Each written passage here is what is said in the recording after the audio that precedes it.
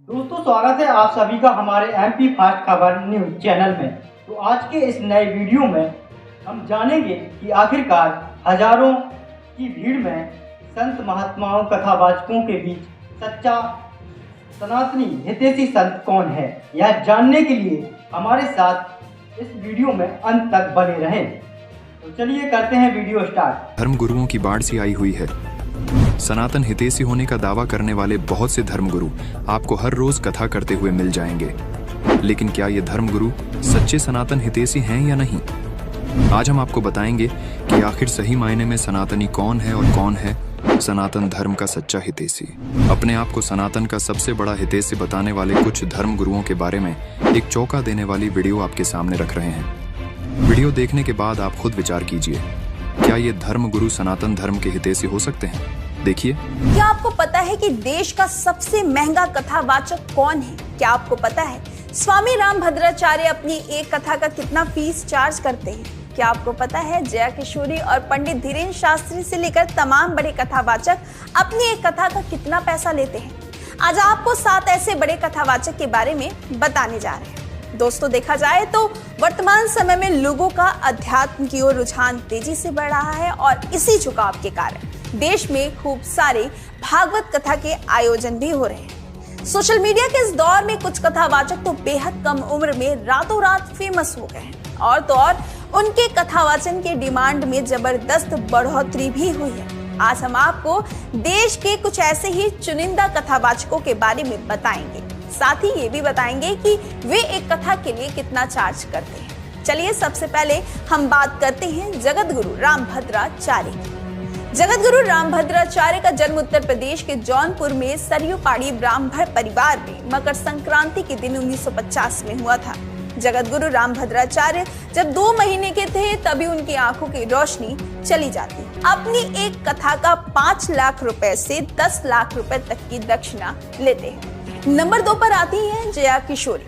जया किशोरी का जन्म 13 अप्रैल 1995 को राजस्थान के सुजानगढ़ में एक ब्राह्मण परिवार में हुआ था। उनका रियल नाम जया शर्मा है और उन्हें किशोरी की उपाधि दी गई, इसीलिए वे अपने नाम में जया किशोरी का इस्तेमाल करती हैं।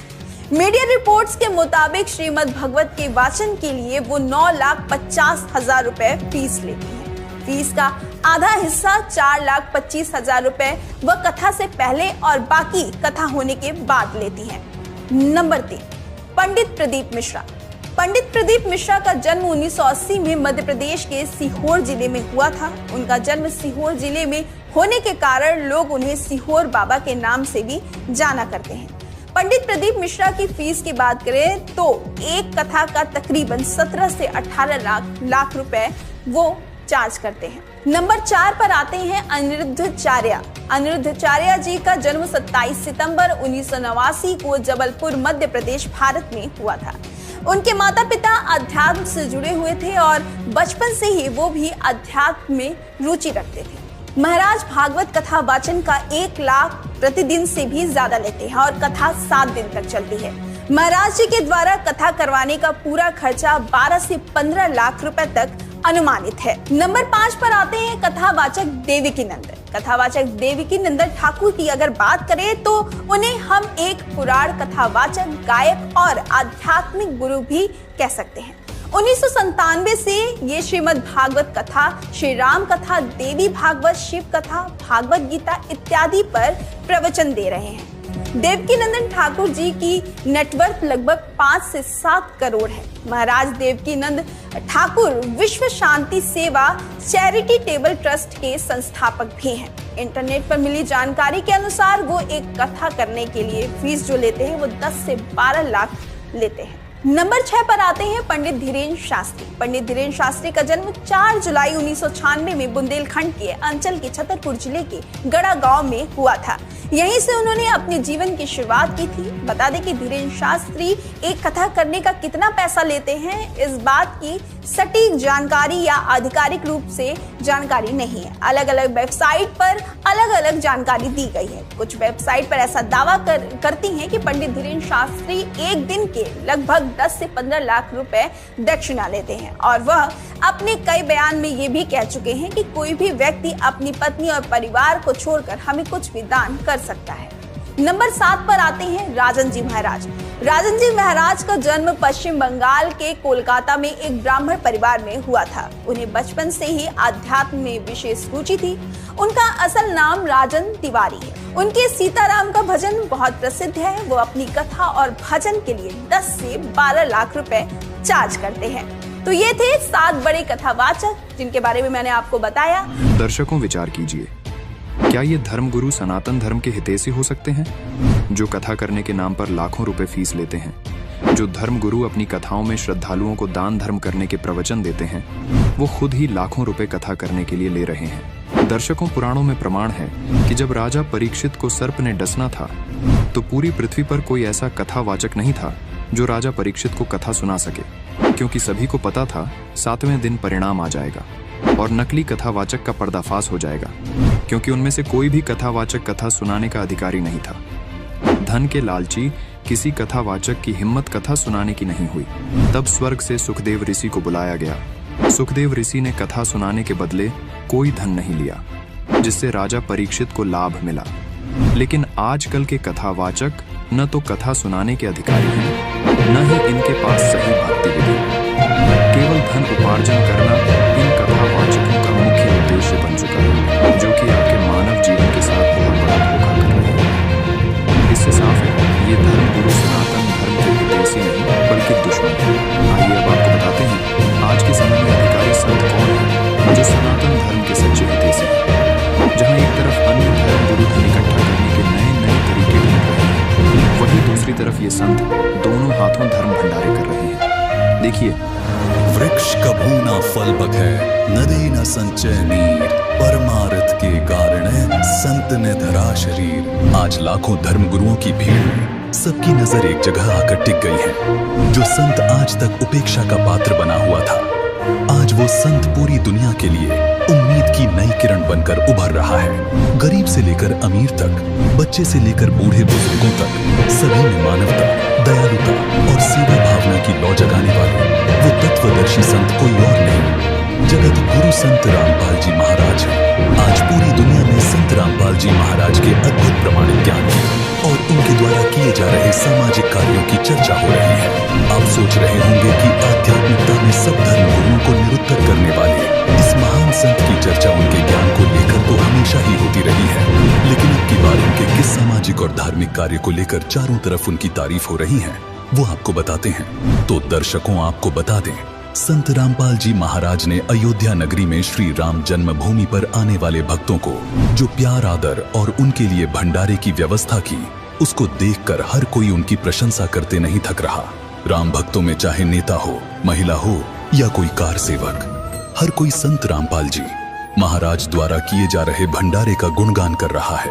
चारों तरफ संत रामपाल जी महाराज की जय जयकार हो रही है। रामपाल जी महाराज की जय, रामपाल जी महाराज की जय, संत रामपाल जी महाराज की जय। आइए आप खुद देखिए अयोध्या में धर्म भंडारे का अद्भुत नजारा। अयोध्या भंडारे की कहानी राम भक्तों की जुबानी। बहुत अच्छी यहाँ की सेवा देखकर तो हम लोग दंग रह गए।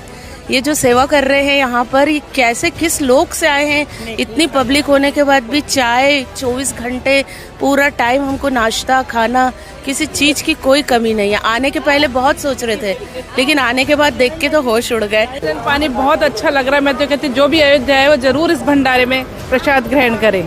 यहाँ के जो सेवादार है, उनकी भावना है, उनकी निष्ठा जो देख रहे हैं, उससे अपने आप मन हो रहा है कि हम लोग सुबह तो यहाँ भोजन किया, हम शाम को भी यहीं करके जाएंगे। संत पूज्य श्री रामपाल जी के इस आयोजन में हमने आज दोपहर में भोजन लिया, शायद शाम को भोजन लिया। इतनी सुंदर व्यवस्था है, इतना स्वादिष्ट खाना है कि शायद कोई सानी नहीं है इस खाने में, और निःशुल्क है, सबसे बड़ी बात। सब्जी राम, दाल राम, हलवा राम, तो हर चीज में राम। वो जो उनका बोलने का अंदाज है प्रेम भाव का, कि आदमी अगर भक्त एक रोटी एक पूरी खाना चाहता है तो वो 2 और 3 खा जाता है उस भाव में। मुझसे बोलते रहते हैं कि जितने भी लोग हों आप भेजो, कोई चिंता की विषय नहीं है, 24 घंटे हम खिलाएंगे, 24 घंटे हम चाय पिलाएंगे। ये भाव देखकर मैंने इतना बड़ा भाव अपने जीवन में पहली बार देखा। इतने आश्वासन से हमको कहते हैं कि कितने भी लोग आ जाएं भेज दीजिए। हमारी वो सारी चिंताएं दूर हो गई कि अगर संख्या ज्यादा आएगी तो मैं क्या करूंगा। अब मैं एकदम निश्चिंत हो गया हूँ कि कितनी भी संख्या आए, हमारे पास ऐसे संत जी के, रामपाल जी के शिष्य गण यहाँ पे हैं कि हमने अब सारी चिंता संत रामपाल जी पर छोड़ दी।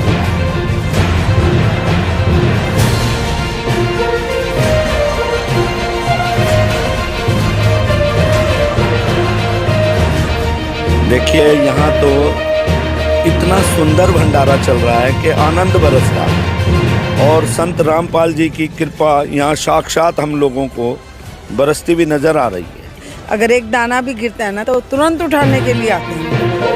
बहुत अच्छा। इतनी बड़ी व्यवस्था करना अपने में बहुत बड़ा काम है, बहुत ही बड़ा काम है। और इसी व्यवस्था के अनुरूप एक आकलन किया जा सकता है कि महात्मा भी बहुत उच्च श्रेणी के।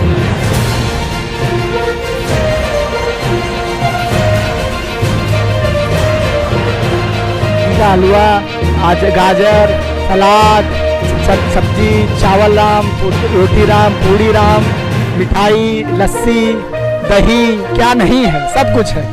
आप प्रसाद और सब शुद्ध देसी घी में, सत्य रामपाल जी की कृपा से सब देसी घी में बन रहा है। नंबर 1 का भंडारा बन रहा है। हमारा भंडारा यहाँ पर इस पूरे नगर में, पूरे अयोध्या नगर में सबसे नंबर 1 पर चल रहा है। बड़ा भाई व्यवहार करता है कि हाँ बेटा और खा लो, माँ व्यवहार करती है और खा लो, एक और पराठा ले लो, एक पराठा राम और ले लो, उसी तरीके का व्यवहार है। ये कहना चाहूँगी कि बहुत ही बड़ा हृदय है उनका, जो भी वो कर रहे हैं बहुत प्यारा है।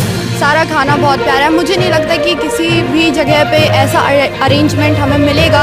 अगर हम जाएंगे तो इतनी प्यारी सब्ज़ी, घर जैसा खाना, दाल चावल, आलू की सब्ज़ी, अगर आप यहाँ आके महसूस नहीं करेंगे तो आपका कोई हक नहीं बनता है कि आप किसी भी चीज़ पे दूसरों की बातें सुन के और बोलें मुझसे पैसे नहीं लिए गए हैं। तो मैं सिर्फ लास्ट में इतना बोलना चाहूँगी कि दूसरों की बातें सुन के किसी को भी जज ना करें, कृपया कर मूर्ख ना बने।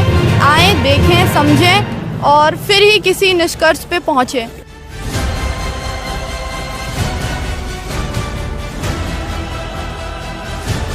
संत रामपाल जी की महिमा अद्भुत है। ऐसा पहला भंडारा है जो 24 घंटा चलता है। दोस्तों, वीडियो अच्छा लगा हो तो वीडियो से जुड़ी प्रतिक्रिया हमें कमेंट बॉक्स में कमेंट करके अवश्य बताएं। साथ ही हमारे चैनल को अभी तक आप सभी ने सब्सक्राइब नहीं किया है तो प्लीज सब्सक्राइब कर लें। मिलते हैं ऐसे ही नए वीडियो के साथ।